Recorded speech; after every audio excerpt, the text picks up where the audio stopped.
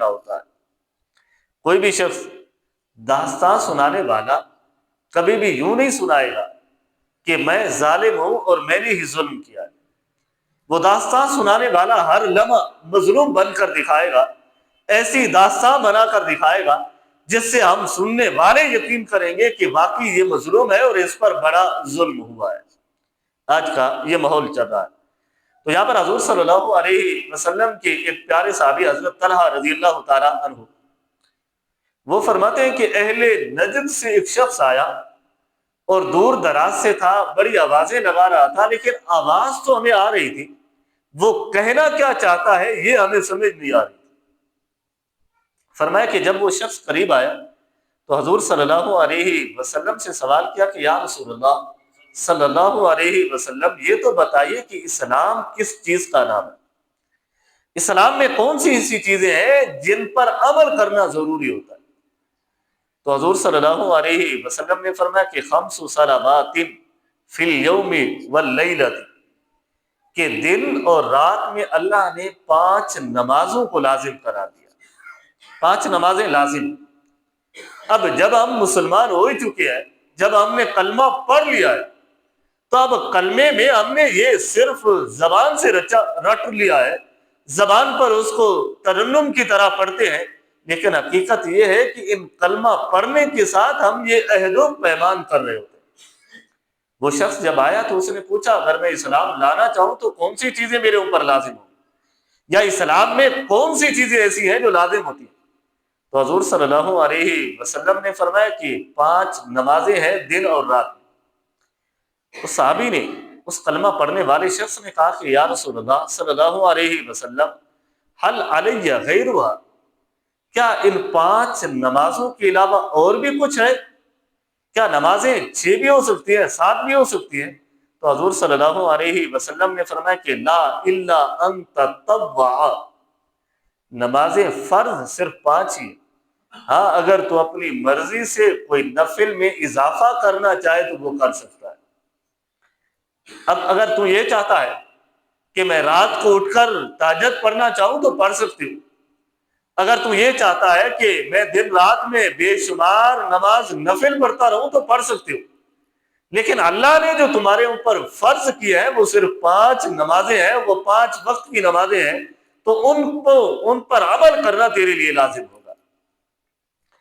پھر حضور صلی اللہ علیہ وسلم نے اس کو روزے کے بارے میں بتایا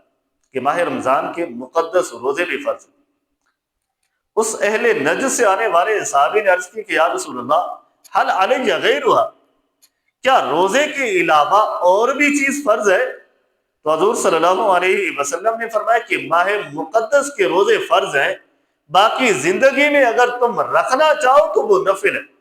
تمہارے اختیار میں ہے، جتنا چاہو تم رکھ لو، لیکن ان فرض پر تو پورا اترنا پڑے گا۔ پھر اس صحابی نے عرض کی کہ یا رسول اللہ اور بھی کچھ ہے؟ وذکر له رسول اللہ صلی اللہ علیہ وسلم الزکوۃ، تو حضور صلی اللہ علیہ وسلم نے پھر زکوٰۃ کا ذکر فرمایا۔ اس صحابی نے پھر عرض کی کہ حل علی غیرها، یا رسول اللہ اس زکوٰۃ کے علاوہ اور بھی مجھے کچھ دینا پڑے گا؟ تو حضور صلی اللہ علیہ وسلم نے فرمایا کہ نہیں، زکوٰۃ تیرے اوپر لازم ہے، اگر اور کچھ دینا چاہو تو وہ نفل اور صدقات میں شامل ہو، وہ تیرے اوپر لازم نہیں ہوگی۔ تو اسی طرح حضور صلی اللہ علیہ وسلم نے حج کا ذکر فرمایا، جو کلمہ طیبہ کے ساتھ 5 ارکان ہیں، ان کا ذکر کرنے کے بعد حضرت طلحہ رضی اللہ تعالیٰ عنہ فرماتے ہیں فَأَدْبَرَ الرَّجُلُ وَهُوَ يَقُولُ وَاللَّهِ لَا أُزِيدُ عَلَىٰ هَذَا وَلَا أَنْقُصُ، کہ حضرت طلحہ فرماتے ہیں کہ میں نے اس شخص کو جاتے ہوئے، جب وہ جا رہا تھا، پیٹ پھیر کے جا رہا تھا، تو اپنی زبان سے یقول کہہ رہا تھا اللہ کی قسم لا ازید علی ھذا ولا انقص، کہ جو کچھ میرے نبی نے فرمایا ہے اس سے کبھی زیادہ بھی نہیں کروں گا اور اس کو کبھی کم بھی کرنے کی کوششیں نہیں کروں گا۔ ایسا نہیں کہ نمازیں 5 فرض ہیں اور میں صرف 1 پڑھنے آ جاؤں گا، ایسا نہیں کہ نمازیں 5 فرض ہیں اور میں صرف 2 پڑھا کروں گا، ایسا نہیں کہ نمازیں 5 فرض ہیں اور میں صرف 3 نمازیں پڑھا کروں گا۔ ایسا نہیں کہ نمازیں 5 ہیں اور میں صرف 4 فرائض پڑھا کروں گا، صرف میں 4 نمازیں پڑھا کروں گا، نہیں، بلکہ جو کچھ میرے نبی نے فرمایا ہے ان پر میں پورا اترنے کی کوششیں کروں گا۔ اور آج ہم ہیں اپنی مرضی کا دین چاہتے ہیں، اپنی مرضی کے مطابق اپنے رب کو راضی کرنا چاہتے ہیں، اور آج ہم ہیں اپنی مرضی کے مطابق اپنے دین کے مسائل کو حل کرنا چاہتے ہیں۔ تو صحابہ کرام جو ہم سے کئی گنا اعلیٰ اور عرفہ تھے، کبھی انہوں نے اپنی عقل کے ذریعے سے دین کو نہیں سمجھا،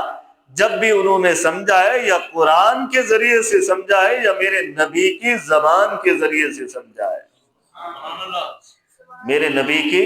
زبان کے ذریعے سے سمجھا ہے۔ سمجھ آئیے تو بلند آواز سے کہہ دیں سبحان اللہ۔ اب یہاں پر اس حدیث سے کہ مومن وہ ہوتا ہے جو سچ بولنے والا